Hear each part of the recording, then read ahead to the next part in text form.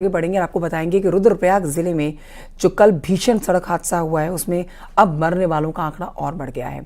कल सबसे पहले 5 जानकारी हमने जो दी वो 5 की थी, फिर 9 हुई और अब 14 लोगों की जानकारी मिल रही है। 14 लोगों की मौत की पुष्टि कर दी गई है। टेम्पो ट्रेवलर में कुल मिला के 26 लोग सवार थे, जिसमें 10 लोगों की मौत ऑन स्पॉट हो गई। हादसे के समय 7 लोग घायल हुए और ऋषिकेश एम्स इनको लाया गया, जिनमें से 2 की इलाज के दौरान मौत हो गई, जबकि अन्य घायलों को जिला अस्पताल रुद्रप्रयाग में भर्ती कराया गया, जहां इनका इलाज वहां चल रहा है। वहां भी आपको बताएं कि इलाज के दौरान 2 लोगों की मौत हो गई। आपको जानकारी दे देते हैं कि रुद्रप्रयाग में सड़क से करीब 400 मीटर नीचे गहरी नदी में एक टेम्पो ट्रेवलर गिर गया। हादसा इतना भयानक था कि ट्रैवलर के परखच्चे उड़ गए। हादसे के बाद तेजी से राहत और बचाव का कार्य चलाया गया, लेकिन अब 14 लोगों की मौत की पुष्टि की गई है।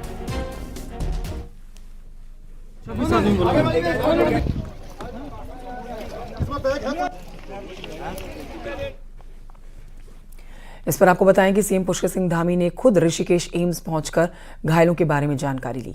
एम्स में एयरलिफ्ट कर 7 गंभीर घायलों को उन्होंने जानकारी ली, डॉक्टर से उनका हालचाल जाना, जिनमें 2 की इलाज के दौरान मौत हुई थी। डॉक्टर से उनके ऊपर भी चर्चा की गई मुख्यमंत्री के द्वारा। 5 घायलों को एम्स में भर्ती कराया गया था। सीएम धामी ने कहा है कि घायलों को पूरा इलाज दिया जा रहा है, हर प्रकार की सुविधा दी जा रही है।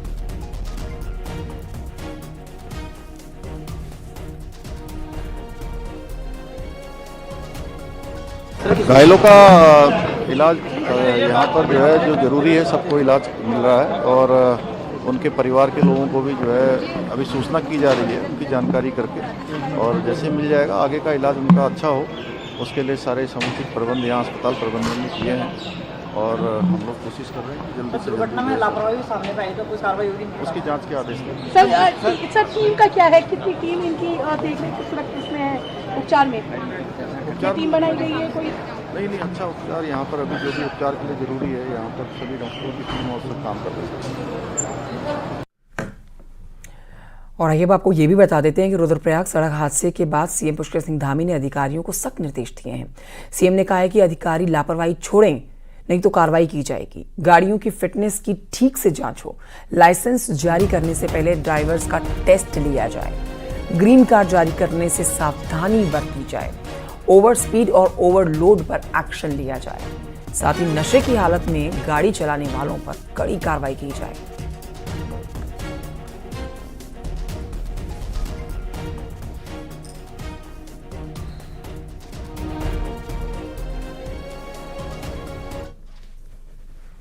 प्रधानमंत्री नरेंद्र मोदी ने भी हादसे पर दुख जताते हुए पोस्ट किया है और उत्तराखंड के रुद्रप्रयाग में हुआ सड़क हादसा, जिस पर प्रधानमंत्री नरेंद्र मोदी कह रहे हैं कि यह हादसा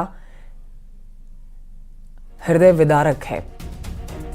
इसमें अपने प्रियजनों को खोने वाले शोकाकुल परिजनों के प्रति मेरी गहरी संवेदनाएं हैं। इसके साथ ही मैं सभी घायलों के शीघ्र स्वस्थ होने की कामना करता हूं।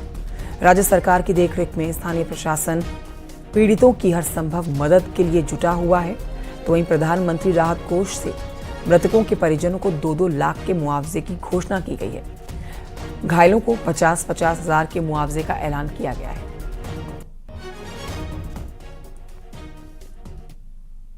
तो रुद्रप्रयाग में हुए हादसे पर पौड़ी गढ़वाल में बीजेपी सांसद अनिल बलूनी ने शोक व्यक्त किया है। अनिल बलूनी ने कहा है कि दिवंगत आत्माओं की शांति के लिए प्रार्थना करता हूं, घायलों के जल्द शीघ्र ही स्वस्थ होने की कामना करता हूं।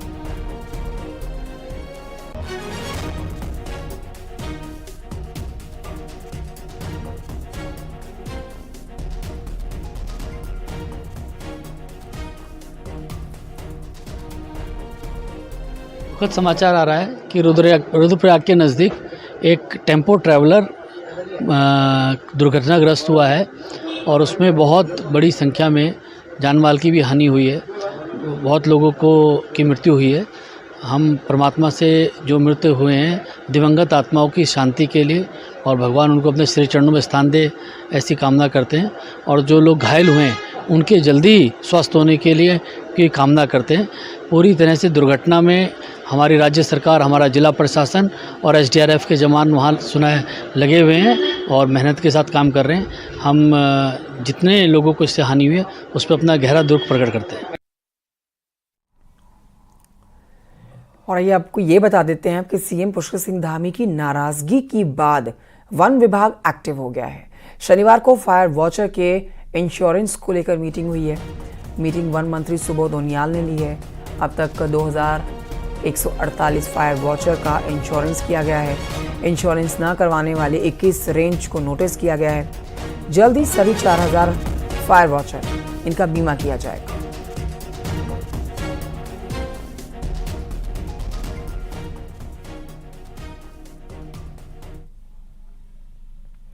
देश भर के डॉक्टरों के साथ पहले सोशल मीडिया पर दोस्ती और फिर विदेश से डॉलर और गिफ्ट भेजने के नाम पर ठगी, ऐसा करने वाले गैंग का पुलिस ने पर्दाफाश कर दिया है।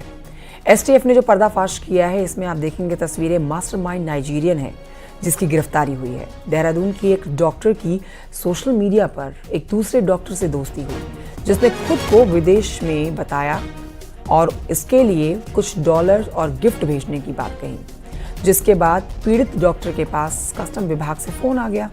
आपको कुछ सामान आया है, उनकी तरफ से कहा गया, जो अवैध है, और उन्हें डर दिखाकर 13 लाख रुपए अलग अलग अकाउंट में ट्रांसफर करवा लिए गए। फिर पीड़ित डॉक्टर को ठगी होने का जब एहसास हुआ तो उन्होंने पुलिस से शिकायत की। आरोपी ने पूछताछ में बताया कि वो सिर्फ डॉक्टरों को ही निशाना बनाता था।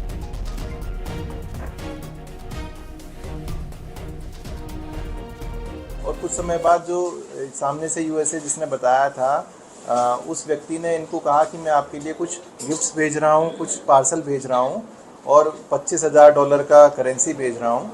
तो इस तरह से करके फिर कुछ दिनों बाद इनके पास कस्टम के नाम से फ़ोन आता है कि भाई आपके नाम से कुछ पार्सल आया है, उसमें इलीगल करेंसी है और बाकी अन्य प्रोहिबिटेड आइटम्स हैं और आपके ऊपर आगे लीगल कार्रवाई की जाएगी। इस तरह का भय उनको दिखाया जाता है और उनसे अलग अलग अकाउंट्स में पैसे ट्रांसफ़र कराए जाते हैं केस को सेटल करने के नाम पर। देहरादून से खबर, जहां पर बीजेपी में बैठकों का आज जो दौर चल रहा है उसका दूसरा दिन है। सुबह 11 बजे से इलेक्शन मैनेजमेंट कमेटी की मीटिंग होने जा रही है, जिसमें सीएम पुष्कर सिंह धामी, प्रदेश अध्यक्ष, प्रदेश प्रभारी मौजूद रहेंगे। मंगलौर और बद्रीनाथ सीट पर होने वाले उपचुनाव को लेकर मंथन किया जाना है। दोपहर 3 बजे जिला अध्यक्षों की बैठक होगी, जहां जिला प्रभारी संयोजक भी मौजूद रहेंगे।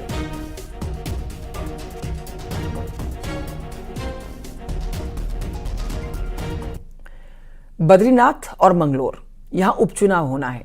बीजेपी के दोनों उम्मीदवारों को कांग्रेस ने आयातित उम्मीदवार बताया है, जो कभी बीजेपी के नहीं थे, लेकिन आते ही उन्हें विधायक का टिकट दे दिया गया। तो क्या ऐसा करके बीजेपी अपने कार्यकर्ताओं की अनदेखी कर रही है और अपने कैडर को दरकिनार करके विपक्ष को हमले का मौका दे रही है? देखिए रिपोर्ट।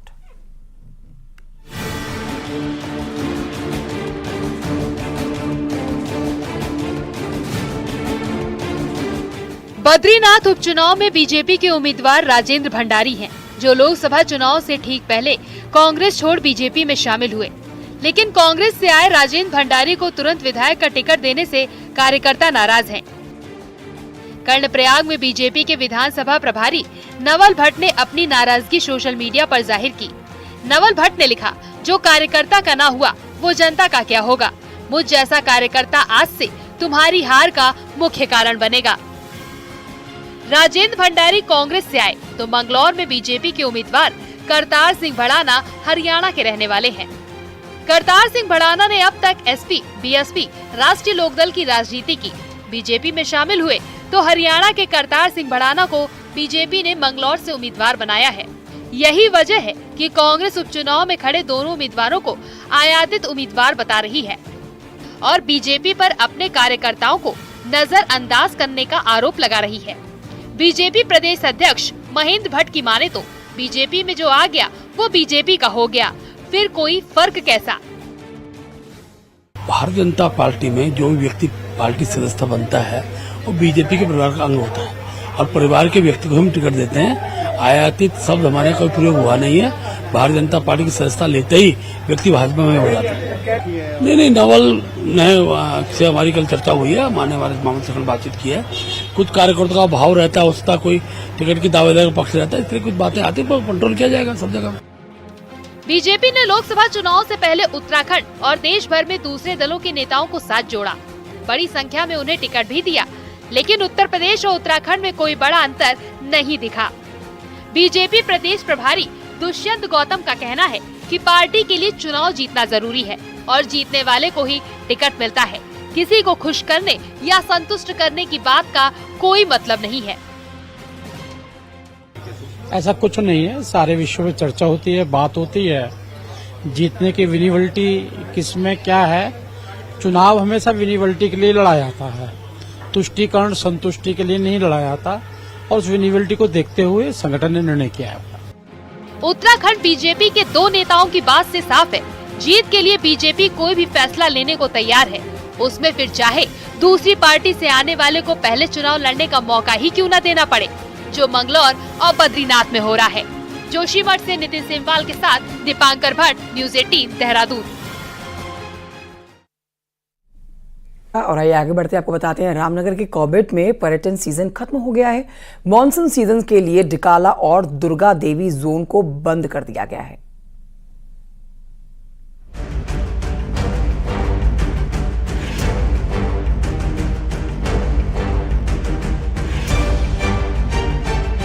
इस बार ढिकाला में पर्यटकों को जमकर बाघ के दीदार हुए। वाइल्ड लाइफ और टाइगर के लिए कॉर्बेट पूरी दुनिया में मशहूर है। यहाँ के बाघ देखने का रोमांच पर्यटकों के सिर चढ़कर बोलता है।